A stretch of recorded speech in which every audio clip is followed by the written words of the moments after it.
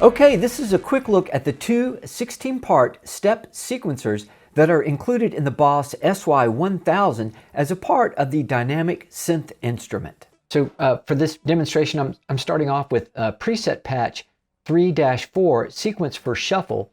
We've got three instruments going on, like a lot of the SY-1000 factory presets. There's just a lot happening, which kind of takes away from being able to appreciate what kind of like each individual element can do. So I'm going to turn off first instrument 3, which is a poly effects instrument, and then I'm going to turn off instrument 2, which is a dynamic synth, and that leaves us with instrument 1, and this is the instrument that is generating the sequence that we're hearing. So I'm going to play the low E on my guitar, and the first thing I'm going to do is I'm just going to turn down the string levels for everybody but the E string, so I can not have to worry about accidentally bumping the other strings or having them interfere with anything I'm doing. So we're just going to listen to that low E string.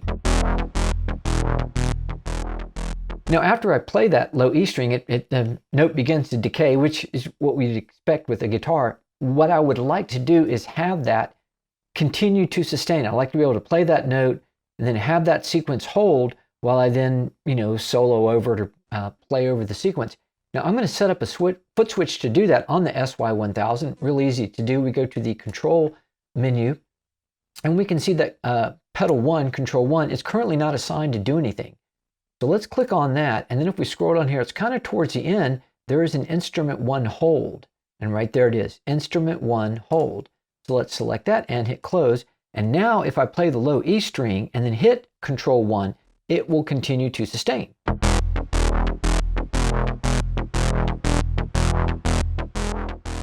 So that pattern will continue to hold until I hit control 1 again.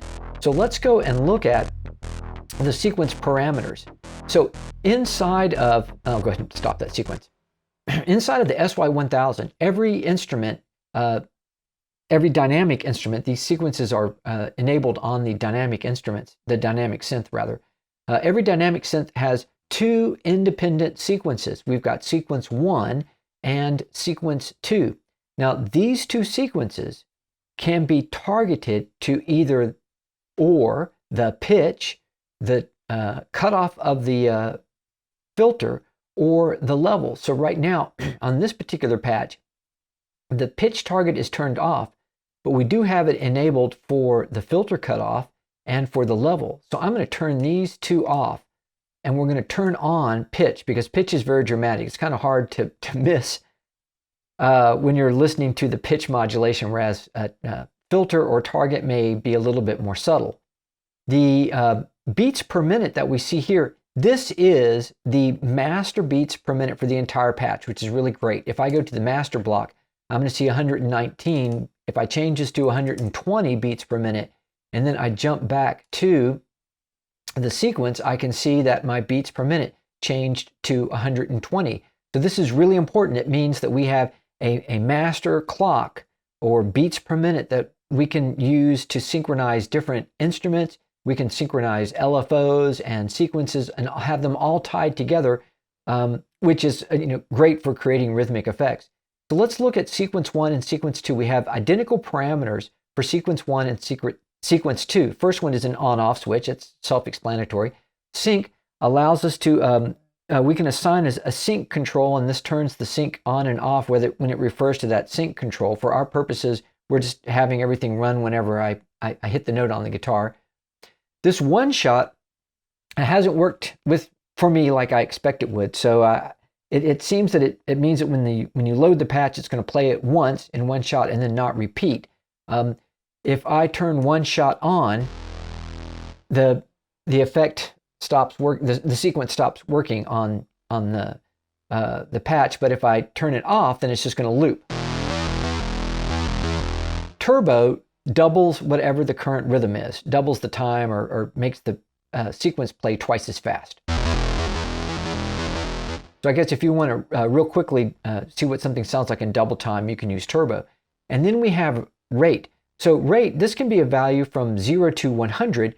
Once you get past 100, then it becomes a note subdivision of whatever your master beat clock is, this beats per minute. So I can say put in a value of 24 for the rate. And that's just an arbitrary number. I don't know if that means 91 beats per minute. I don't think it does. And then once we get to 100, then we switch to these note divisions. Now I've noticed if I'm using my cursor, in theory, by moving my cursor up and down or back and forth, I should be able to pick whatever number I want. That doesn't really work for me. If I go over here and type in, say, 100, which is the maximum beats, I can go down here to 99. You can see that. And then by using either +1 or -1, I can step through the different note subdivisions that I want. So I want to set this to eighth notes.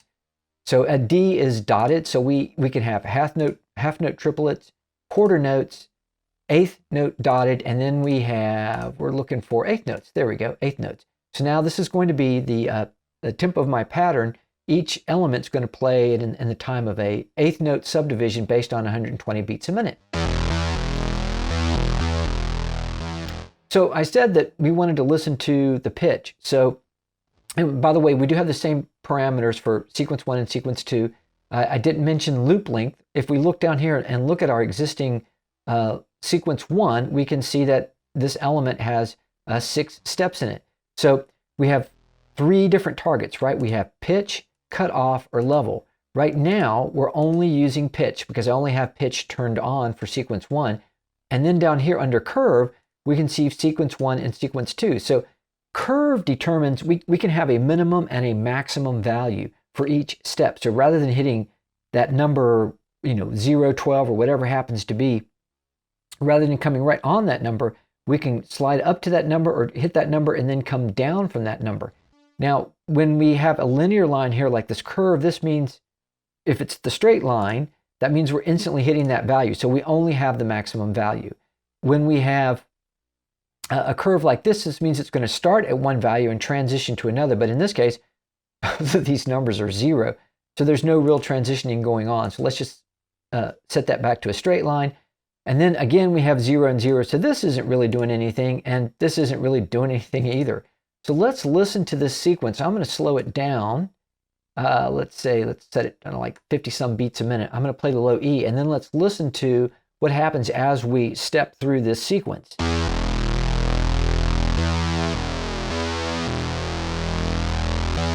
So you can hear there's 2 points where the pitch goes from the low E that I played and jumps up 1 octave, and that's happening on steps 2 and 4. 4, 5, 2, 3, 4, 5, 6, 1, 2, 3, 4, 5, 6, 1, 2, 3, 4, 5, 6, 1, 2, 3, 4. So that's the connection between the steps in the sequence and the actual tempo. They're at eighth notes. Now, I said that we could, rather than hitting straight on that value, we could use one of these curves, and these curves are really great. They really add a lot of animation to your sequence. So we'll start off with the minimum value of 0. That's this point on the curve, and we're going to jump up to a maximum value, and let's put in 12 for a maximum value. So now, rather than starting off at note I played, we're going to slide up to 1 octave, hold that 1 octave, go down to note I played, up 1 octave. Let's hear what that sounds like.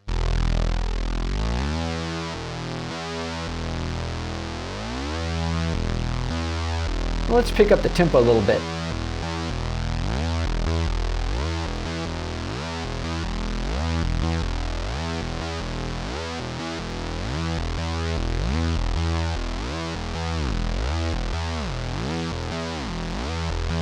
Let's do this. Let me put this back on a straight line. And let's change our second step.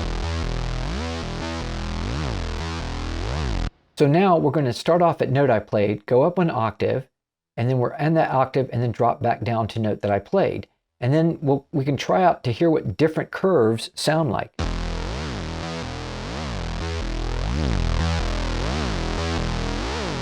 In this case, we're just in a linear fashion sliding right up to this note, but we have exponential curves available.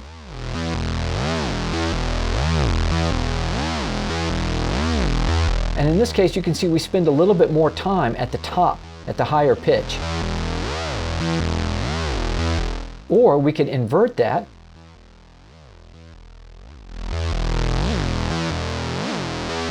And you can see we spend less time up at the top. We also have this one where we're going to start at our minimum, jump up to the top, and then come down.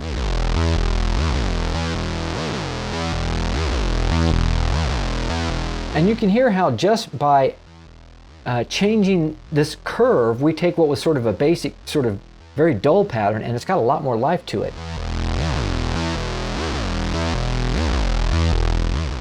Now that's using this sequence to control the pitch. What if we enable it to the cutoff frequency as well?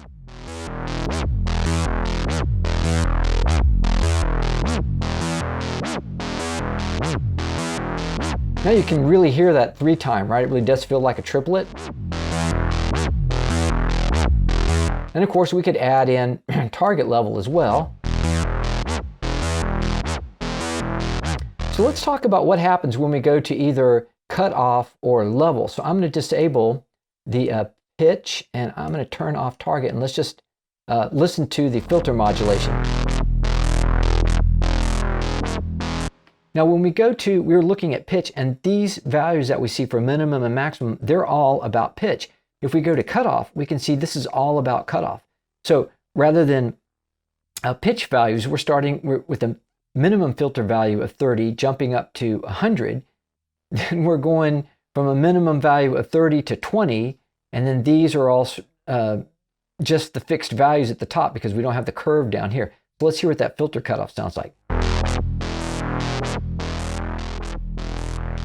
So this is really cool. So the curves are common whether we're controlling pitch, cutoff, or level, but within each one of these targets, whether it's pitch or cutoff or level, we get values that are unique to that. So for level, we're looking at an amplitude of it. So let's turn off this and let's turn on level and play this.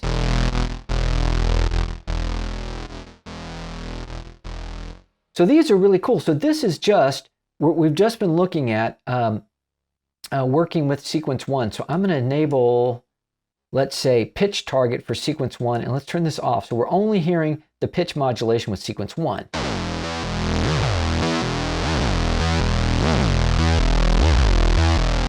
Now we have a second sequence that can run at the same time. So let's, I'm going to turn off, there's a couple different ways to do it. I could turn off sequence 1 here, but I'm going to turn off sequence 1 over here, which is going to disable anything sequence 1 is doing. So there's just the straight ahead note. Now let's go look at sequence 2. Right now, sequence 2 isn't doing anything, but we could assign sequence 2 to our filter cutoff. What can we do with sequence 2? Let's look over here and look at the steps for sequence 2. Right now, sequence 2 filter cutoff, it's not doing a whole lot. We've got 100, 20, 90, and 100.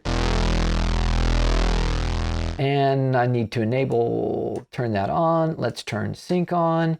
Let's see, turbo's off. For the rate, we're going to go back to, let's see, we'll go with eighth notes for the time being. So they're going to both be using the same note subdivision, though of course we can mix and match those. And then the loop length is 4. So let's listen to this. And that, I don't know if you can hear it, but that clearly has like a time, the time feel is 2. It's not that triplet feel we had when we had a loop length of 6. This is just 4. So let's play that. And now I'm going to turn on sequence 1.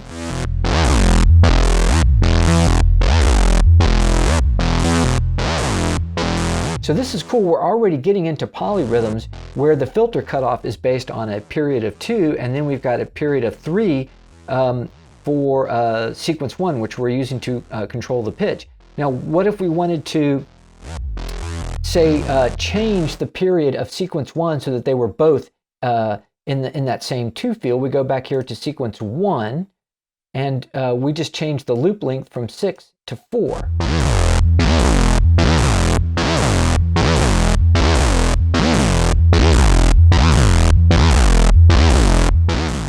And we could run these out up to 8. 16 is the maximum length if we wanted to go for all 16.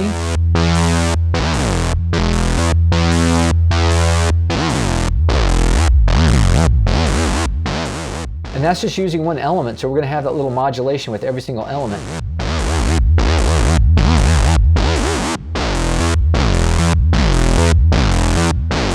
So this is having a look at it. There's a whole lot that you can do that's really exciting with the sequence parameters. And just one more thing, once you've got, say, a sequence going that you like, let's try and add back in one of those instruments that we turned off. So I'm going to go back here to instrument 3, and that was this poly effects that we had that we started with earlier.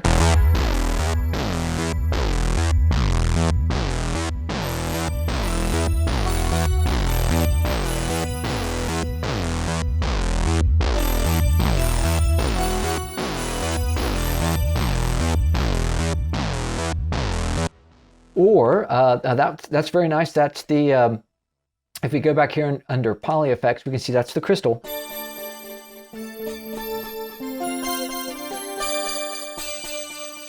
You know what I really like is the poly distortion. And I think that's going to be a little bit, as I listen to that, that's going to be a little bit much compared to the sequence. So here's what I'm going to do. I'm going to take my poly distortion and turn that down. And then for the delay, we can see the delay time right now is set to quarter note triplets. Let's just change that to just quarter notes. So we're going to have a delay that's based on quarter notes while our sequence is going to be running at eighth notes. And here's what that whole thing sounds like.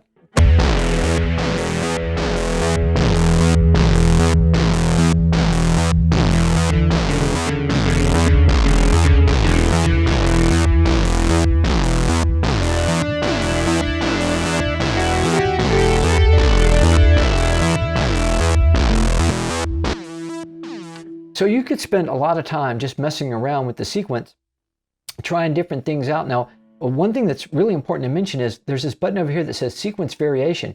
And there are like, I don't know, maybe 30 different presets that are included in here. You can overwrite these variations, which make it easy to create like a sequence or a pattern that you like in one particular instrument, and then bring that into different instruments. So for instance, if we choose pitch 1, we're going to get rid of the changes, our custom changes that we made, and it's going to drop in the preset for pitch 1. And let's hear what that sounds like.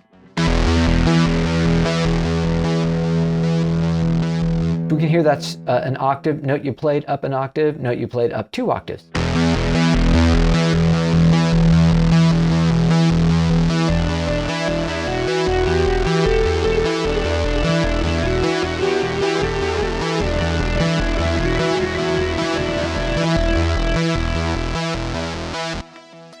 We have other presets. If we go over here, let's go to select. We have some that are just designed for the filter. So if we go down here and we see cutoff, let's choose that one and hear what that sounds like.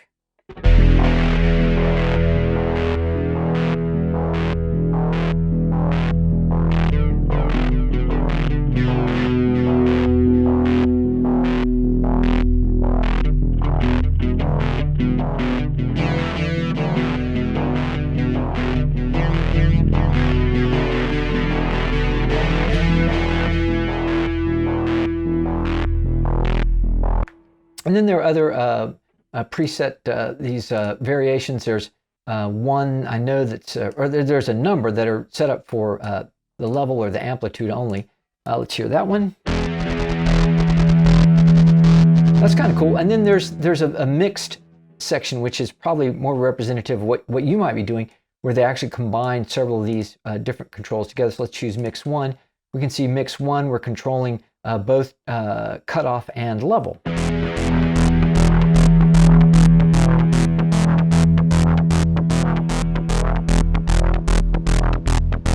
Well, I hope you found this helpful. There's a lot that you can do with the sequencer inside of the SY-1000, and actually I found myself just, say, taking a patch like this, and you could spend quite a long time just experimenting with what you can do with the sequence, and between the ability to modulate the pitch, the cutoff, and the level, and being able to mix these different time signatures together, using the curves, you can create some really sophisticated and interesting sequence patterns using the SY-1000.